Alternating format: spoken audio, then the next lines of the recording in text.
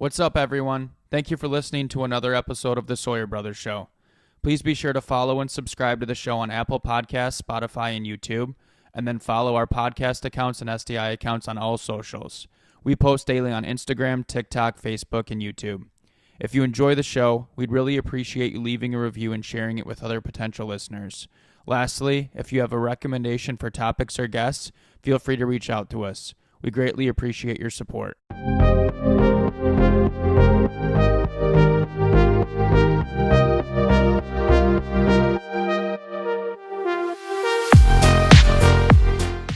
Okay, episode 48, solo episode here today, just me. I'm gonna do a segment that I've had in my notes for a few months now. I know in one of my earlier episodes, I talked about doing tips for players, coaches, and parents.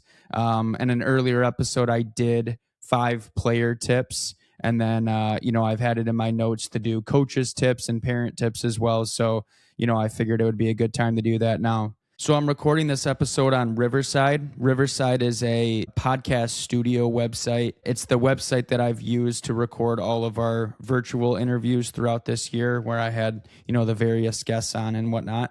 And I just logged in here, and they have kind of like this 2025 review where it shows some highlights on things that you did throughout the year with your recordings. And it doesn't have all of our recordings because the ones in person are not included, but it had some metrics and some just like little tidbits similar to Spotify or Apple Music when they do their 2025 like year-end Wrapped, where it shows the top artists and top songs and all these things that you listen to. And it said the word that I said and my guest said more than anything else was coach. So I thought that was pretty fitting. I would say on a daily basis, even in things that are not related to hockey or not related to coaching, I'm saying coach or talking about coaching in some capacity all throughout my day. So it's kind of funny that it was listed on, it was the most used word in all of our episodes. Obviously, in our episodes, we're not always talking about coaching. Sometimes we're talking about, more player related topics, but regardless, it's all related in one way or another. So I'll just kind of go through. I've got 5 notes here, 5 notes on just kind of advice or tips for coaches. Technically, these things can be applied to coaches of any age, any level, or really even any sport, not just hockey specific. But obviously, I'm looking at things through the lens of a hockey coach at all times. There's a whole bunch of different things, but I figured I would just kind of narrow it down to these 5. So, number 1, take advantage of your resources. We live in a day and age where there are so much educational resources for coaches of all different levels. And, whether it's logging in on YouTube to find a drill or going on a website to find the drill. I mean, you can get prepared for a practice today where you can go on a website or go on Google or go on YouTube and type in 2-on-1 drills, and you will find a collection of different drills that are all fitting for whatever category you want.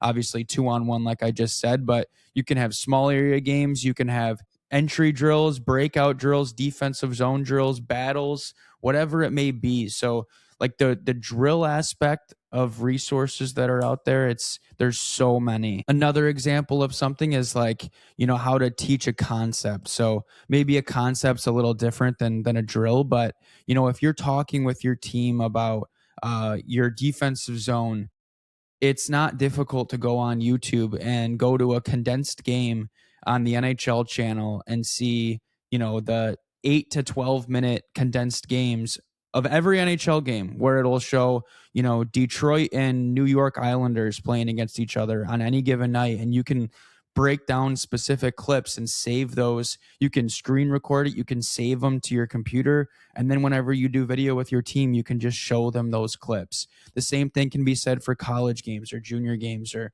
whatever level. Like, there's so many resources nowadays with the, advances of technology, that if you're not utilizing those resources, you're not committed to being successful for you or for your team.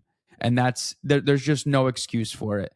I'm not saying everything needs to be digital or everything needs to be electronic and you have to copy everything, but if you're not trying to at least expand your knowledge and grow and learn, you're going to fall behind. And I know it's easy for me to say because, I'm not some old guy who's been coaching for 40 years and I'm set in my ways in every area of the game, but you have to be open to evolving, and utilizing those resources out there are very important. It doesn't just have to be electronic. It can be reading or talking with people or watching other games. Like another example, Mike Babcock, he told this story, and he's told this story many times on his interviews and in his books and stuff, about how no matter what, anytime he walks into an ice rink, regardless of what level they are, he tries to steal something from whatever's happening in front of him. So his example was when his son was playing at Catholic Central, he'd go into CompuWare, USA Hockey Arena. He'd go into CompuWare to watch his son. Maybe it was a game, maybe it was a practice, whatever it was. And say there was a mini mite team on the ice before. He'd just sit there and he'd watch the mini mite practice and see if there's anything he could take from that practice and apply to the Red Wings. And so, I mean, that's an even more glaring difference, obviously, and mini mite to an NHL head coach. So it's like if Mike Babcock is trying to get better as a coach, if Mike Babcock is trying to steal a drill and improve that for his team, we all can, you know. And obviously, Mike Babcock's went through issues, with over the last few years. His reputation has been tainted, but regardless, the principle is still there. Okay. So, and I'm always going to talk about Mike Babcock. Like when I first started coaching, he had just signed with the Leafs. That offseason was my first year coaching, and it was his first year leaving the Red Wings. So on top of all the stories I had heard about the Red Wings with him, I had always heard, or I was, invested in it in a different way now, because his stuff his media tour was everywhere, because he was getting all these offers to coach all these various teams, and he ended up going to Toronto. And because of Toronto, there was all this extra media. That's why I became a Toronto fan, because I was a Babcock fan first and foremost. Again, things are a little different now with his setup and his reputation, but at the time, I mean, he was the highest paid coach. It was like he could do nothing wrong.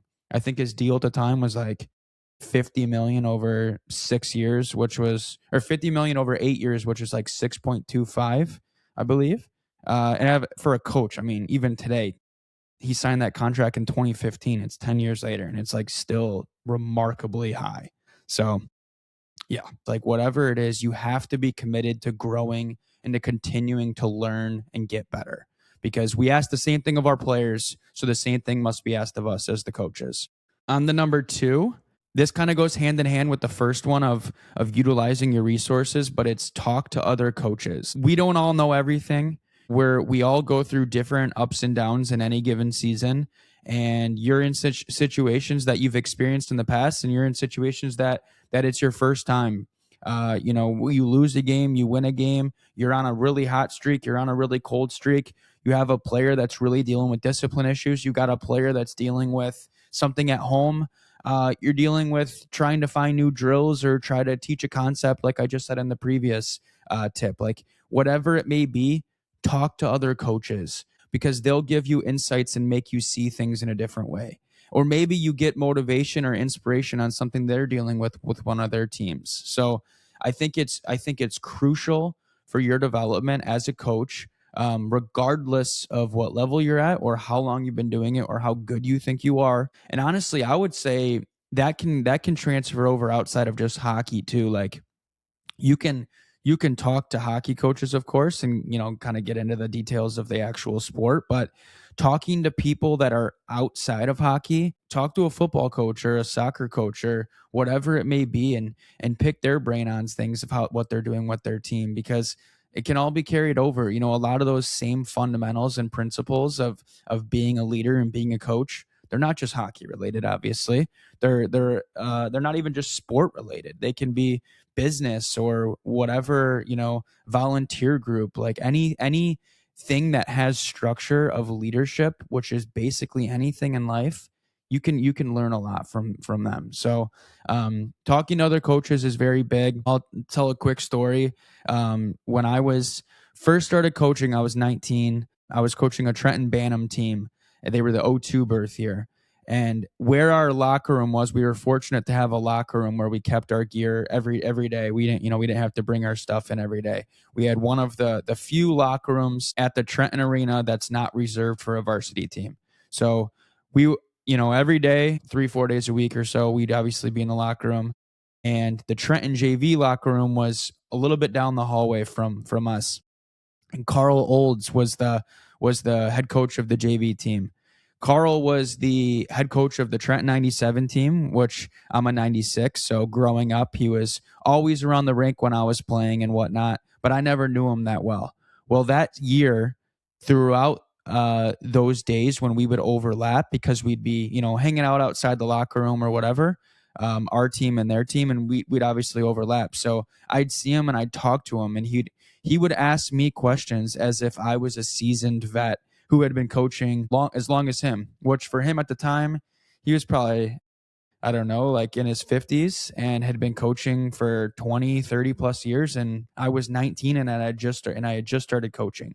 And he would talk to me and ask me questions and get my insight on things as if I was some genius, when in reality I was just trying to learn and get better as well.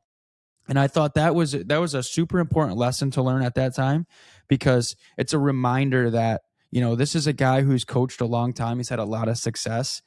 If he could learn from me, we could all learn from everybody. So talk to other coaches and try to get better from whatever you're looking at. So number 3, I have focus on the process. This is something you can apply to any aspect of life, obviously, but it's focusing on the process as opposed to just the results. This one is something where no matter what is happening, whether it's good or bad, you keep doing the same thing over and over and over again. You follow that process. And I'm not saying you blindly follow it and you don't ever adjust. That would be dumb. That is the definition of insanity. Doing the same thing over and over again, expecting a different result. We've all heard it too many times. But if you have a plan and you've put together a route of how you're going to accomplish something, or you've put together a plan or a process or a method or a strategy of how to accomplish something, stick with that. There's going to be good days, bad days, wins, losses. However, if you have the process and you're focused on those little things every day, the results will come. It's the same thing as if you look at a hockey season. If we use a high school hockey season as an example, you've got 27 regular season games and you have 5 to 6 playoff games maximum. If you don't get a bye, you've got maybe 6. If you do get a bye, you've got 5. So 5 or 6. If you add those together, you've got 32 to 33 games in a season, plus the one scrimmage before. So it's not a lot of games. You're going to win. You're going to lose. You're going to have crap days. You're going to have awesome days. You're going to have all these different performances from your players and from your team. You have to focus on the big picture and focus on the process. If you're so caught up on every little result, it's going to blind you from the process, and those little wins are not going to add up. If you wake up and you say, okay, on game days, we're going to focus on our third line getting better today. Guess what? Your third line, they might get scored on in those games in the regular season. Let's say it's December like it is today. You get scored on in those regular season games, it's going to suck. Maybe you lose because your third line's getting out there. But you know what? That third line, that fourth line, they get better with that process. When it comes to the playoff time, February and March, that team's better because that third line and that fourth line's better and your team's deeper. So it's the process. It's not just the result, especially in the regular season. When it gets to playoffs, that one you have to kind of evaluate what level you're coaching, in my opinion. I always said every level that I've coached, whether it was mites and they were 7 or 8 years old, or it's high school or they're bantams or whatever it may be, playoffs is different. Playoffs is where you really need to focus on the result more. Again, if they're 7, 8 years old, it's a little different, but overall, playoffs is when the results are the primary focus. But that's again at the end of the season after you've already focused on the process and learned those lessons in order to prepare for the playoffs and to prepare for that result oriented focal point. Focus on the process, not just the result. Number 4, I have let your passion be evident. You can show this in all different ways, obviously, but it's one of those things where you can just feel on someone in a lot of scenarios, whether they're coaching or playing or you know them from whatever else in your life unrelated to hockey. The coaches that love it, they that's an infectious feeling that goes towards their team. And they always say, the players take the personality of the coach.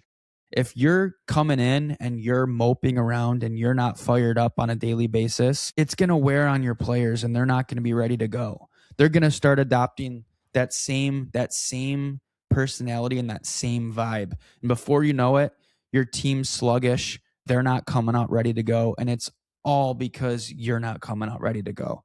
So, you need to prepare, you need to be ready to go and just have fun with it. Like hockey is one of those things that we're lucky to be involved with. And if you're coming in and you're excited and you're ready to go and you're prepared, and that doesn't mean just being constantly positive. You can be hard on your guys and still be energized and passionate. But come in, set the tone, be the leader, allow things to take shape from what you're doing, set the standard, and your guys will follow along.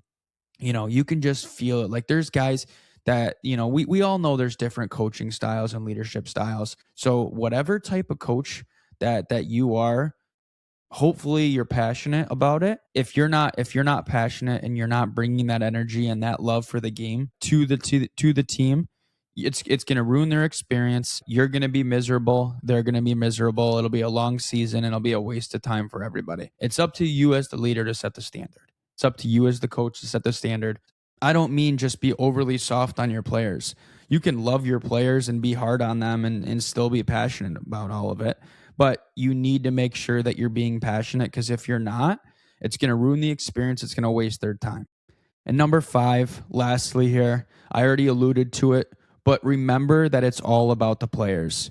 It truly is all about the players. I can't say this enough. When we're talking about professionals, that gets a little different. Like I'm not focused on that right now. At that point, you're talking about the livelihood of professional adults that are trying to put food on the table and live a life and that type of thing. But if you're not at the professional level or you're not at that high level, it's all about the players. Like it's all about the positive experience for the young men and women, the young boys and girls that are playing a game that they hopefully they love. It's about the players. If you're a coach, have pride in your team. Absolutely. 100% have pride in your team. Feel good if you win and be upset if you lose. That is part of it. That if you're not feeling those emotions, then I'd question if you're passionate, like I was just talking about. But it's all about the players and their experience. Every player at one point is just a kid that wants to go to the rink and have fun with his teammates and see his or her team and their coaches and have a good time and get better and play hard and all the positives that come with the sport.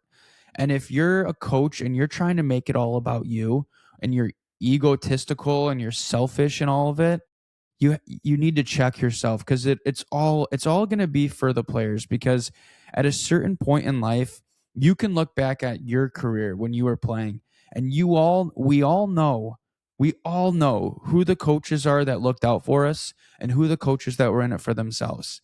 Thankfully, I had a list of some of the best coaches at every level that I played at. Every team I was ever on, I don't really think I had those guys, fortunately, but the amount of stories that I hear or see what I see firsthand from being coach or even memories of when I was playing, it breaks my heart for kids, because the coach is the one that's supposed to be the leader and looks out for everybody and provides that environment and disciplines and raises the standard, and like I just said previously, like brings the love and passion of the game.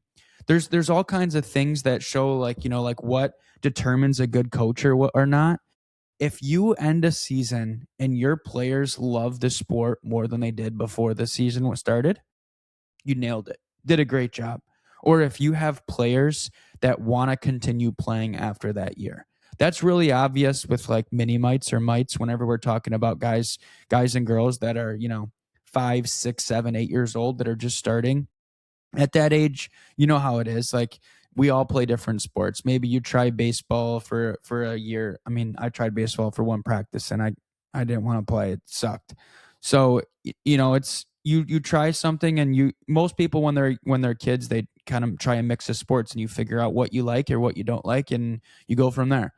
If you're a coach at that age and you're working with kids and they all want to keep playing, you did a great job. You maybe it wasn't perfect, but they loved the game, and hopefully some of that was because of what you brought to the table with them. Again, it just remember who the focal point is about. If you have a big game, they have a big game. If you win a game as a coach, they won the game too. Your players won the game too. You're working together. It's a team for a reason. It's one of the best parts about the sport is that it's team. It's team, it's team, it's team, and it all comes down to the players at the end of the day. So, like I said at the beginning of all of this, you could have a whole reoccurring podcast simply about coaching tips. This is obviously, a shortened, condensed version of all of it. Just kind of 5 things that I had on a list that I've thought about when making this, that are kind of applicable to all ages and levels and even other sports too. So yeah, I'll be recording another episode similar to this one, but focused on parents at a certain point.